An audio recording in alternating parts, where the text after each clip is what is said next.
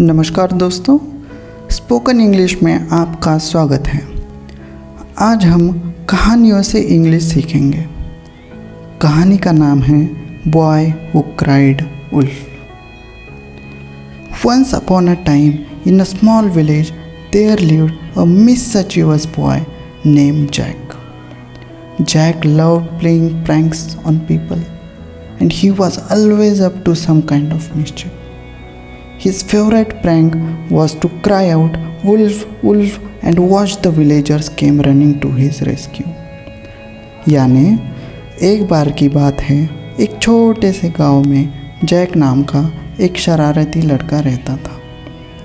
Jack को लोगों के साथ मजाक करना बहुत पसंद था और वह हमेशा किसी न किसी तरह की शरारत करता रहता था।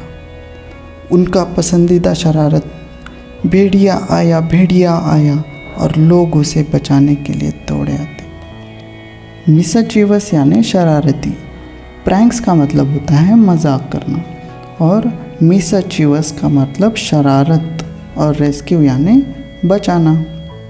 The first time Jack played this prank, the villagers were worried and rushed to his aid, only to find out that there was no wolf. They scolded Jack and told him not to play such pranks again. But Jack, being the mischievous boy, didn't listen and continued playing the pranks over and over again. यानी पहली बार जब Jack ने यह शरारत की तो गांव वाले चिंतित हो गए और उसकी मदद के लिए दौड़ पड़े, लेकिन वहाँ कोई भेड़िया नहीं था। उन्होंने जैक को डांटा और कहा कि वो इस तरह की शरारत दोबारा ना करे, लेकिन शरारती जैक ने एक नहीं सुनी और बार बार वही शरारत करता रहा। यहाँ पर वरीड का मतलब होता है चिंतित और रश का मतलब होता है भागना। स्कोल्डेड यानी डांटना। After a while the villagers got tired of Jack's pranks and they stopped coming to his aid. Jack thought it was funny and continued to cry out, "Wolf, wolf," whenever he felt like it. He didn't care that he was wasting the villagers' time and energy, or that he was making them look foolish. कुछ समय बाद गांव वाले Jack की शरारतों से परेशान हो गए और उन्होंने उसकी मदद के लिए आना बंद कर दिया। उसे इस बात की परवाह नहीं थी कि वह लोगों का समय बर्बाद कर रहा है या वह उन्हें मूर्ख बना रहा है।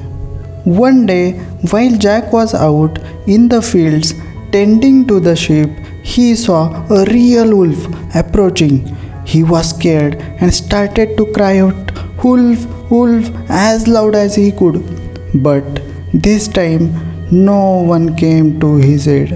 The villagers had grown tired of Jack's pranks and thought that he was playing another joke on them.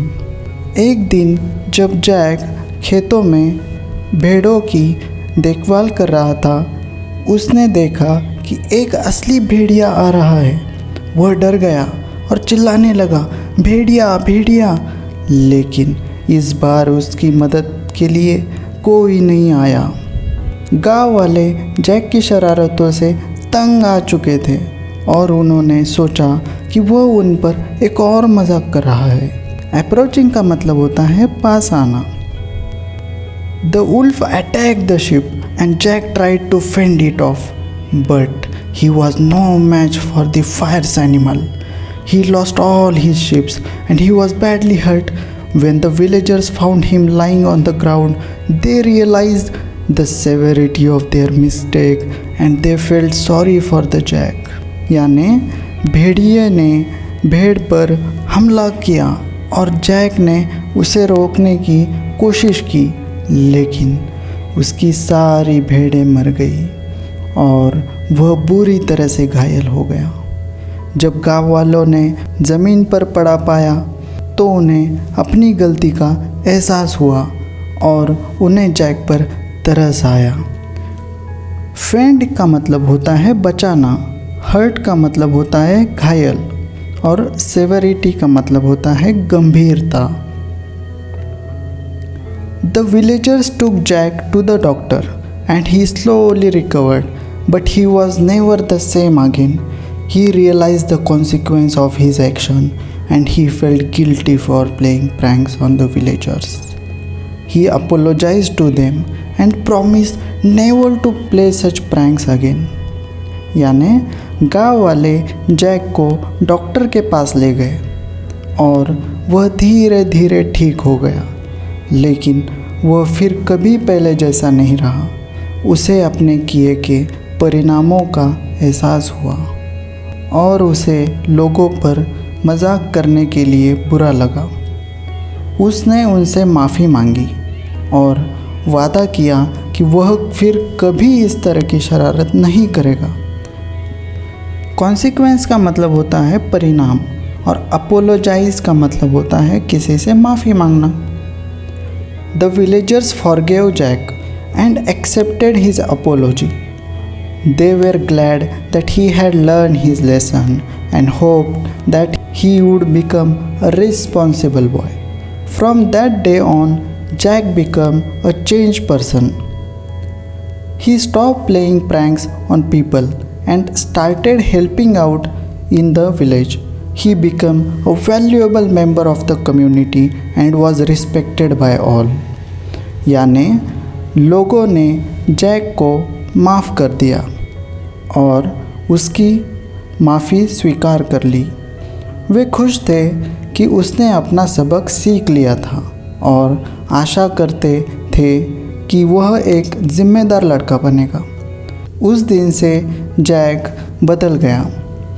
उसने लोगों के साथ मजाक करना बंद कर दिया और गांव में मदद करना शुरू कर दिया। वह समुदाय का एक मूल्यवान सदस्य बन गया और सभी उसका सम्मान करते थे।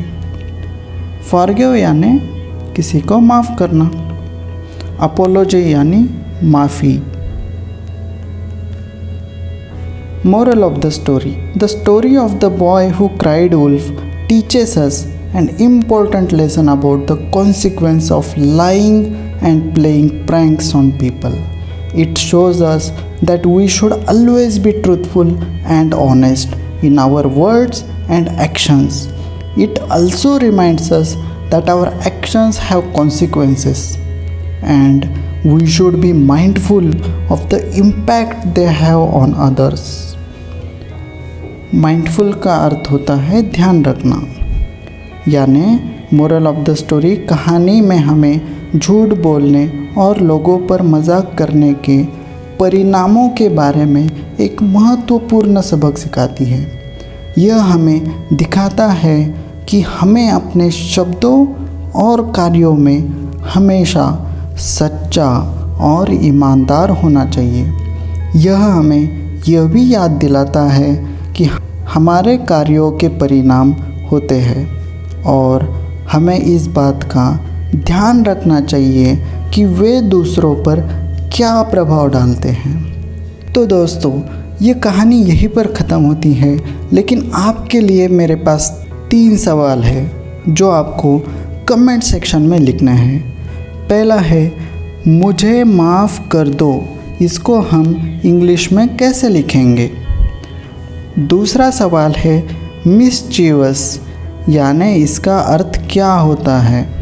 और तीसरा है, कॉन्सिक्वेंस, इसका क्या अर्थ होता है, ये आप कमेंट सेक्शन में बताएंगे। तो दोस्तों, इंग्लिश लर्निंग की जो प्रोसेस होते हैं उसमें जो फ्लुएंसी होती है वो हम इस चैनल पर देखेंगे। तो आज ही इसको सब्सक्राइब करें और वीडियो अच्छा लगा हो तो लाइक करें और अपने दोस्तों के साथ शेयर भी करें। धन्यवाद।